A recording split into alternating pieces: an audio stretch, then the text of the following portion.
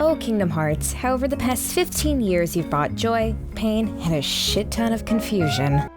Ven looks just like Roxas. Or is it Roxas looks just like Ven? Axel, you know Ven? Axel? Who's Axel? See? Major braining. Yeah, if you find yourself getting lost along the way, it's a little understandable. In case you've been living under a rock for 15 years, Kingdom Hearts is a video game that's collaborated on with Square Enix and Disney. It was directed by Final Fantasy VII and 15's director Tetsuya Nomura. I know it's very strange, but I've always said Kingdom Hearts is something that you can't explain. It's something you have to experience. Now that Kingdom Hearts 3 is out, I decided to do a retrospective for the entire series, because I can't shut up about this weird love child between Square and Disney. The version I'll be looking at is Kingdom Hearts Final Mix, which is ported over to the PS4. So with that being said, let's start at the beginning. We start off with an intense intro video with music so hyped to make you think you're at a rave. We're brought to our tutorial section of the game. In this section, we're told to choose between 3 items, a sword, shield, and a staff. These 3 items represent strength, defense, and magic. You'll be told to choose one and discard one. Once you finally chose your weapon, now you can finally start fighting some enemies. One thing you'll probably notice when you're fighting is how heavy everything feels. This is something later games have fixed, but until later in the game when you've unlocked some cool abilities and magic, you're gonna have to deal with this for a little bit longer.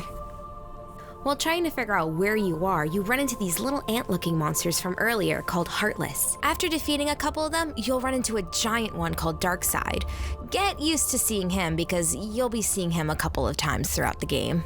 Once you've defeated him, you end up getting consumed by darkness around you, with a voice saying, "You will be the one to open the door." The young boy wakes up in a place called Destiny Island, where you find out his name is Sora.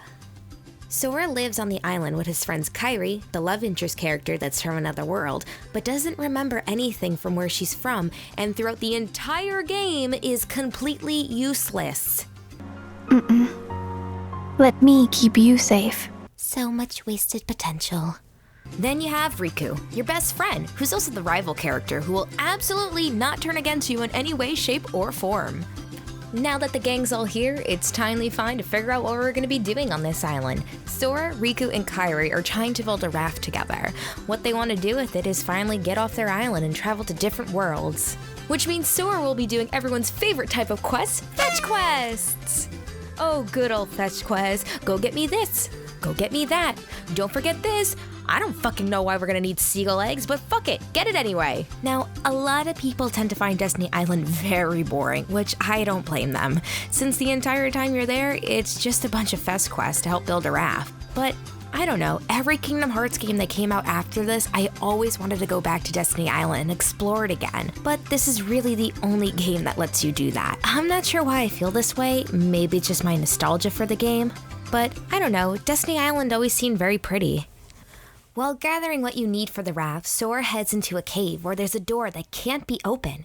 Sora and Riku have always known the door was there since they were kids, but Sora just saw the door, while Riku always seen a keyhole in it. While Sora draws out his fantasies on a wall, a man with a sexy voice shows up, telling Sora, "I've come to see the door to this world. You do not yet know what lies beyond the door." Sexy. When Sora turned towards the door and looks back, he sees that the mysterious man has disappeared. While Sora and the others finish gathering what they need for the raft, we get a glimpse to see the other worlds outside of Destiny Island. We're brought to Disney Castle, where the king of the world is Mickey Mouse, and Donald is his royal magician, and Goofy is captain of the Royal Knights?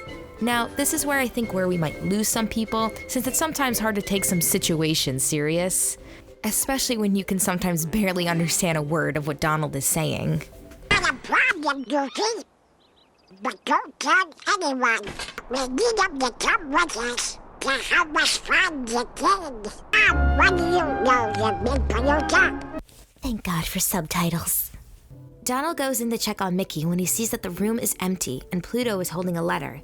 In the letter, it explains that the worlds are disappearing and that the king has left to understand what is going on. Mickey tells Donald that there is someone with a key who will help them, so when they find him, make sure to stick with him, because I'm sure that won't cause any issues. Sora, sorry. Yeah, we're getting there. He also tells them to go to a place called Traverse Town, where they can find someone named Leon.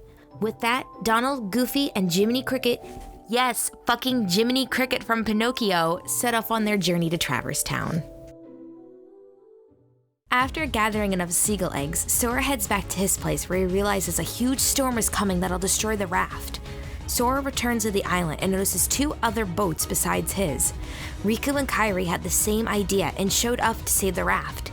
Shortly after arriving, Sora runs into the same Heartless from his dream, only this time, the weapon he has is a wooden sword that has no effect on them.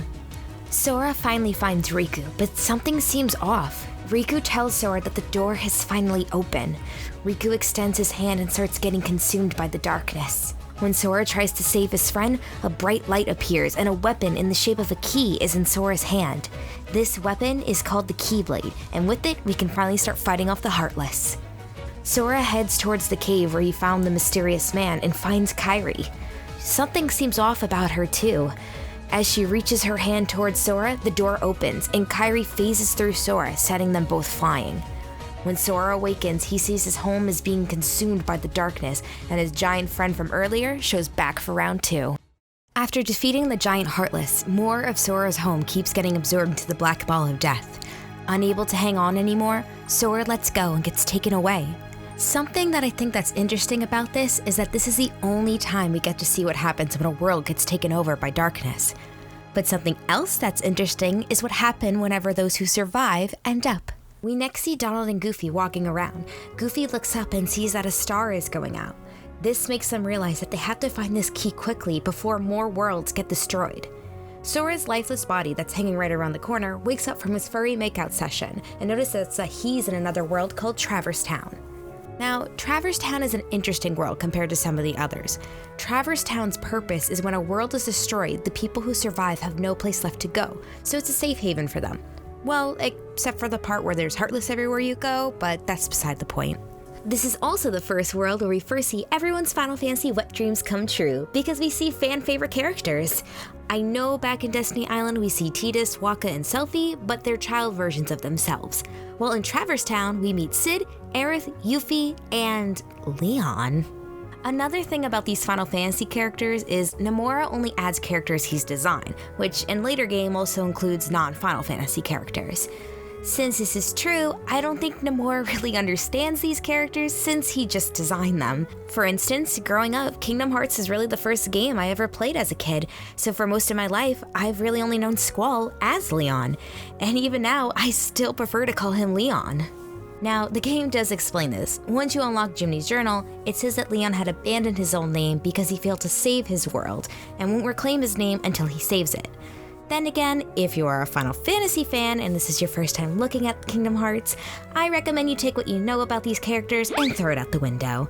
Looking at these characters, yes, they are the characters everyone knows them by, but think of it as an alternate universe, where Aerith isn't dead and Leon gets a little upset about some stolen Dalmatian puppies. Now, back to our spiky hair main character. Sora walks into Cid's shop, where Cid tells him that his world was destroyed, so there might be a good chance that his friends may have ended up here. The next couple of sections is basically Sora running around the different sections of Traverse Town and Donald and Goofy just missing him. After wandering back to the first district is where Sora runs into Leon, and he decides to test and see how strong the Keyblade is. You can either lose to Leon or win the fight, either or still makes Sora pass out, causing Leon to drag his Disney ass back to his place. While in the room right next to them, Aerith finds Donald and Goofy and is explaining to them what's been going on. Leon tells Sora that he's the one that the Keyblade has chosen to be its wielder. Something else to bring up is that no one can use the Keyblade but Sora, shown by when Leon is holding the Keyblade, it automatically gets returned to Sora's hand. Leon and the gang also explain where the Heartless are coming from and what exactly are they. The Heartless come from the darkness that's in people's hearts, the smaller creatures called shadows. Shadows also break into a category called pure blood since they're made from the pure darkness. The second type of Heartless are Emblem, and the way that these guys are made are a little bit different. Emblem Heartless are made by the hearts that are consumed by darkness, marking the Heartless with a heart emblem on them. Seems simple enough, right? Aerith mentions that a man named Ansem who ruled their world was studying the Heartless.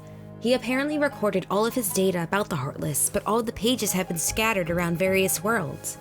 Donald and Goofy believe that this is why the king had left, to find the pages and get some answers. Shortly after, Sora finally runs into Donald and Goofy, where they have to team up to defeat a boss. Here we see Donald and Goofy will be playing their roles as your teammates. Goofy will be your tank, who carries the Night Shield, and Donald is your mage, who...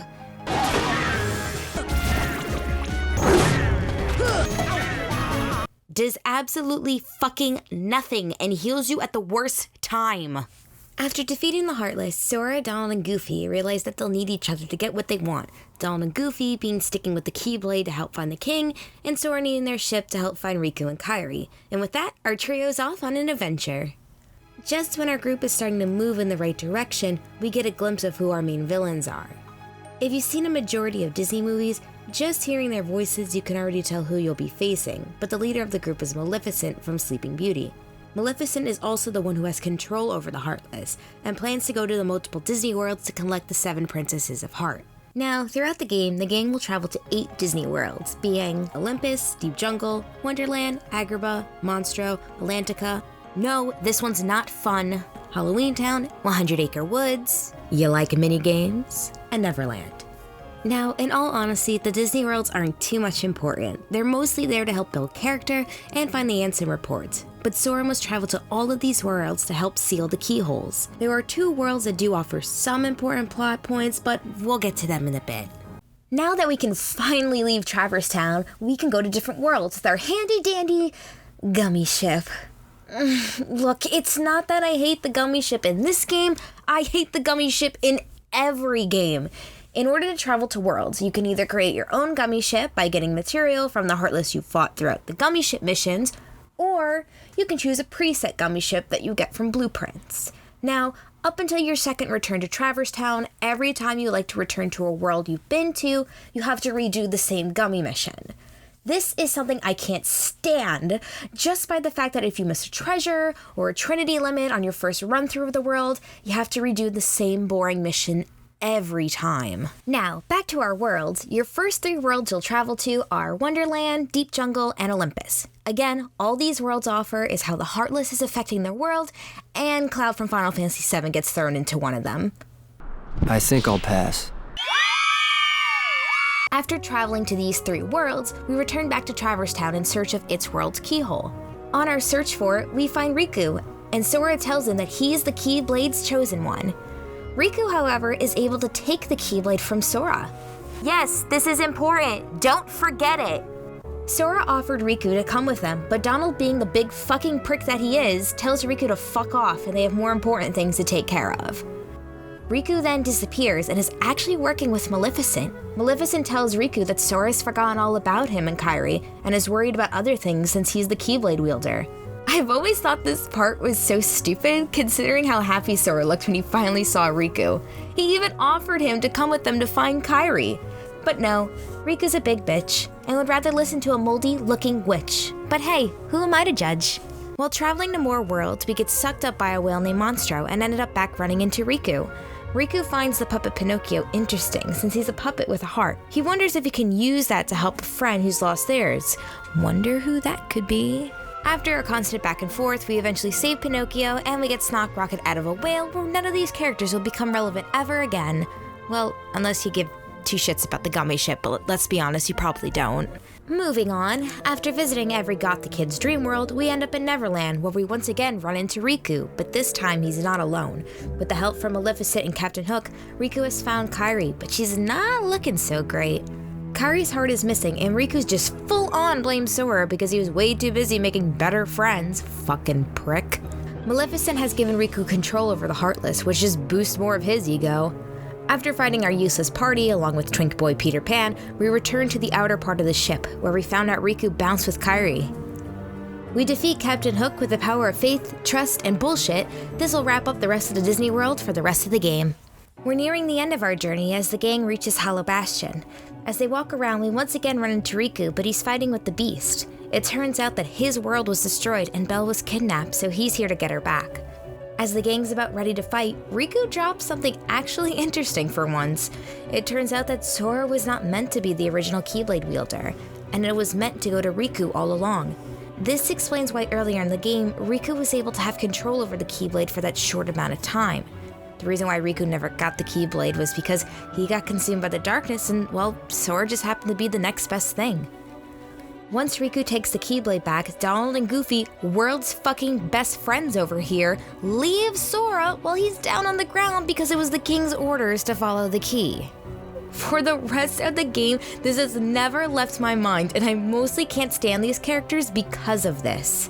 For the next part of the game, all Sora is left with is a wooden sword, which is useless against the Heartless, so all you can use is magic. You're not alone, however. The Beast has decided to team up with Sora since he doesn't plan to leave anytime soon.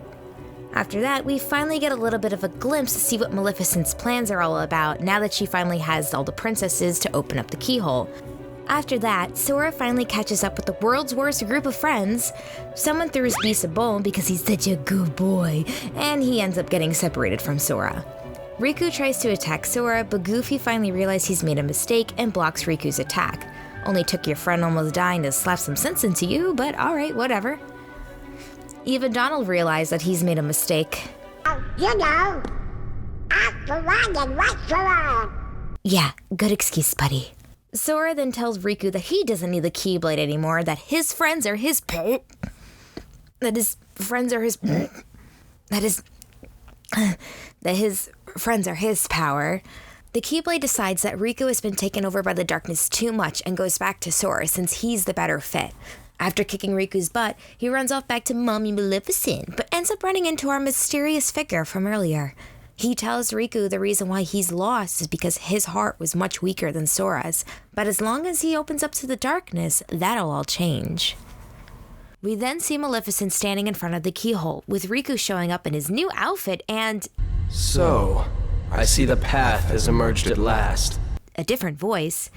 It seems now that Riku and the mysterious man have fused together, giving Riku a new Keyblade called the Keyblade of Heart. This Keyblade was made using the 7 Princesses' heart and has the ability to release the hearts and the darkness within them. Maleficent realized that the keyhole won't open because they don't have every princess's heart. Kairi, being the 7th princess, her heart is still missing. They both hear that Sora and the gang are getting closer, so Maleficent decides to take care of them. Of course, after 2 attempts with Riku helping her release her persona, she fails and we're able to defeat her. After chasing, Riku, or Mysterious Man, oh, wait, that's Ansem! Yeah, basically the creepy homeless man from the beginning is Ansem, and he's fully taken over Riku's body. We also find out that Kairi's heart has actually been inside of Sora this entire time.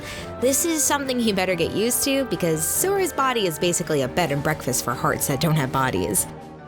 After listening to Ansem's everlasting bullshit, Sora realizes by using Ansem's Keyblade, he'd be able to free Kairi's heart. While smiling at his friends as if saying goodbye, Sora uses the Keyblade on himself to release Kairi's heart. By doing this, Ansem's Keyblade disappears and freeing the other princesses' hearts. As Kairi comes to, she runs towards Sora only to have him disappear in her arms. We finally get to see what Ansem's true form is, and if we look on his chest, besides those beautiful pecs he's got going on, we also see he's wearing the Heartless emblem. Ansem decides to attack the group, but luckily for them, Riku is still in there and is using whatever strength he has left to stop him. This gives the group some time to get out of there, but it seems that there's a friend nearby. At this point of the game, you play as a Shadow Heartless and walk through the hallways of Hollow Bastion. Once this shadow catches up to the group, Kairi notices it's acting strange and realizes that this is actually Sora. A group of Heartless starts swarming the two, but Kairi refuses to back down. This time, I'll protect you. If only you'd be this useful later. As the Heartless are about to attack, Kairi embraces Sora to protect him. Just when it looks like they're done for, a light shines through and Sora ends up back to his normal self again. Now that Sora's back to himself, and we have a useful party member, it's time for the group to leave, but there's too many Heartless. Beast shows up and tells our group to leave since he doesn't plan to go anywhere without Belle. They end up leaving and return safely back to Traverse Town. We meet up with Leon and the others and we give them a recap of what the gang has been up to. It seems that the keyhole in Hollow Bastion has been overflowing with darkness. One interesting change because of this, if you go back to travel to most of the other worlds, the Heartless there are the same Heartless we've been fighting in Hollow Bastion. The gang decides that sealing the keyhole might do the trick, so with that we go to find Sid and see if there's a way we can upgrade our gummy ship to help us get back to Hollow Bastion. Sid tells us that there's a part he's been hiding ever since he's gotten to Traverse Town. Sora finds it and ends up talking to Kairi before they head out. Sora talks about how because of the connection that him and Kairi both have, that was able to help him return back to his normal self. Sora thinks that he has that same connection with Riku, and that might help him break out of the control Ansem has over him. Kairi offers to go with Sora to help get Riku back, but considering Kairi can't really do any fighting... You'd kind of be in my way. Yeah, that. Kairi then gives Sora a lucky charm called the Wayfinder, a cute star-shaped charm that's supposed to give luck to travelers. Kairi tells Sora to make a promise that he'll give it back to her once this is all over. Don't ever forget. Wherever you go, I'm always with you. Next, we get shown that Riku has actually ended up in the world of darkness. While he's in there, a mysterious voice started talking to him, telling him that there is a door to darkness, and that the only way to end this is having someone on their side close the door, and having someone on the other side close it as well. After that, we get Sid the piece we need to do one last shitty gummy ship mission, and we make our way back to Hollow Bastion. Once there, we run into Beast again, where he tells us that Belle and the other princesses have decided to stay, and they're waiting inside of the castle. We get to the library and we finally get to meet Belle. She tells us to be careful since the Heartless are becoming more and more dangerous, but gives us a nice new Keyblade. Thanks! As we make our way to the keyhole, we run into the rest of the princesses, which is the only time they're all together. Well, except for one. The reason for the princesses staying in Hollow Bastion was because they're holding back the darkness that's been pouring outside of the keyhole. Don't know how that's going considering they're standing in a room talking to each other, but whatever. We're also told that Ansem's gone. Once the keyhole opened and darkness started pouring out of it, it ended up taking Ansem and swallowed him inside of the keyhole. We finally get to the keyhole, but we get stopped by a behemoth, a mini-boss that'll be spread throughout the next couple of levels. Once defeated, Leon, Yuffie, and Aerith meet up with us and tell us that the group used to live in Hollow Bastion. They also let Sora know that as long as he defeats Ansem, all the worlds, including this one, will go back to normal. But that means the worlds will be closed off again, and not even a gummy ship would allow them to see each other again. Sora finally seals the keyhole in Hollow Bastion, and we're off to our final world, End of the World. This will be the last place to go on our journey. Throughout this world, our goal is to reach the end of it so we can reach Ansem and defeat him. We do end up going through these smaller areas of the previous worlds we've been to and fight the Heartless that belong to those worlds. It's an interesting throwback to our journey. I also recommend if you feel like you're not super ready for the final boss, you can do most of your grinding here since our Heartless here are strong and annoying, but you can also get some of those last items you might not have gotten on your journey, so you could get this beautiful weapon. So pretty. Once you're done skipping through Memory Lane, we get one more boss fight before we go up against Ansem, Chernabog. If you've ever seen Fantasia, which I'm sure that's only about 5 of you who are watching this, he's this ugly looking guy. Once he's taken care of, we fight a couple of more Heartless until we reach the point of no return. We reach a familiar looking door with a voice telling us, "Careful, this is the last haven you'll find here.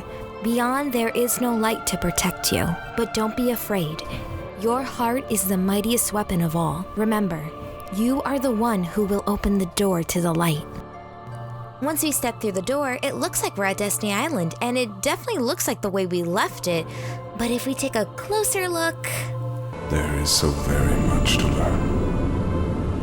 You understand so little. A meaningless effort. One who knows nothing can understand nothing. Yeah, it's not really in the best shape. We see Riku, but now instead of his voice sounding of a mix between his and Ansem's, it's just Ansem's voice now. Ansem has fully taken over, and it doesn't look like reaching out to Riku is going to help. Alrighty folks, get ready, because just like every JRPG, this is the part where we fight our final boss, and we go through a dozen different phases. Our first fight with Ansem, he summons this rip-ass boy called the Guardian. After that, we get separated from Donald and Goofy, because why not? And we get one last fight with our giant friend from earlier, but you'll be able to defeat him pretty quickly since he's just a rinse and repeat from our other fights with him. Once that's done, then it's time for a one-on-one fight with Ansem. It's more or less the same from before, just Ansem's a little more aggressive now. Put me down, put me down, put me down! Ugh. Oh god, oh god, oh god, it won't stop. Oh god, he keeps going. Please stop. Oh god, please stop. Oh god, oh god! Oh, how are you supposed to avoid that? It's so fast! Thunder! Oh. Yeah, just a little. Once that's over, we finally face Ansem in his form, and holy fuck, he's huge! Alright, this is fine. I got my Keyblade, and my good friends Donald and Are you serious? So, for the first half of this fight, we'll be on our own once again. We fight Ansem, and once we do enough damage, he'll rest for a bit, and we're unable to do any damage to him until we destroy different parts of his body. After fighting more Heartless, we'll free Donald and Goofy, and they'll help us with finishing off Ansem. Once we hit all his weak points, Ansem finally wakes up from his nap, and with all the bullshit that we've learned along the way, we finally defeat Ansem. Once that's all done, we finally get to see Kingdom Hearts, and... it's a door? Well, not really. Ansem had summoned something called the Door to Darkness, something that really doesn't get explained until Kingdom Hearts 2. Ansem planned to use the Door to Darkness to let the darkness into Kingdom Hearts. Ansem tries opening the door to fill him with darkness, but psych bitch, Kingdom Hearts is filled with light. Ansem, not being able to handle all the light, ends up dying. Well, that should be it, right? Right? Haha, nope. Because now that the Door of Darkness is open, there's a massive amount of Heartless that are ready to pour out. The only way to close the door is having someone with a Keyblade on the inside and the outside close it. Sora, Donald, and Goofy try their best to close it, but it's no use. We see that Riku is on the other side and found a friend to help close the door. King Mickey has been inside the World of Darkness this whole time and has a Keyblade of his own. Yes, this gets explained later. Sorta. Mickey promises Sora that everything will be okay. There will always be a door to the light. And with that, the two Keyblade wielders seal the door. With the door sealed, it vanishes with Riku and Mickey being stuck in there until they can find their own way out. Now that Ansem has been defeated and the door is sealed, it's time for Sora to say one last goodbye. The worlds now are being restored, so that means Kairi must return back to the islands. But Sora still has some work to take care of and says goodbye to her. Well, that's it. That's the story of Kingdom Hearts. No more boss fights, no more world saving, right?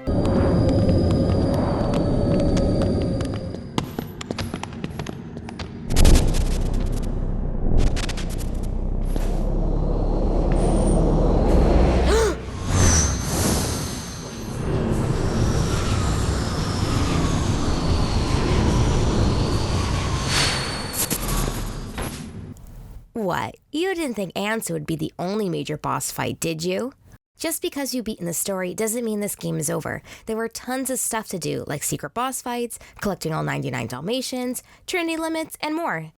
The original Kingdom Hearts may have aged to some degree, but this game has so much charm and great characters that it'll always hold a special place in my heart. Where does the body go when it separates from the heart? If the soul remains within the body, is it still considered to be deceased? When the heart returns to the heartless, the physical form disappears. But that is merely true in this world. Perhaps the body exists in another form in another world. If that is the case, then it is possible for one to exist in two worlds. A being that is neither darkness nor light, belonging nowhere, abandoned by its heart, a mere shell of its former self. The relation between the heart and body is complex.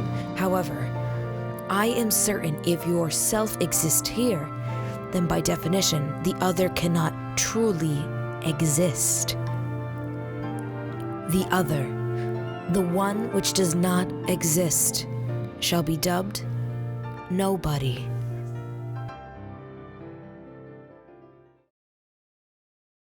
Hi guys, thank you so much for watching this video. If you made it to the end, I really hope you enjoyed it. It took me some time to put this together, but I think it turned out pretty well. I do plan on doing the rest of the series. Not sure when those episodes will be coming out, but hopefully sometime soon. But thanks again. Bye.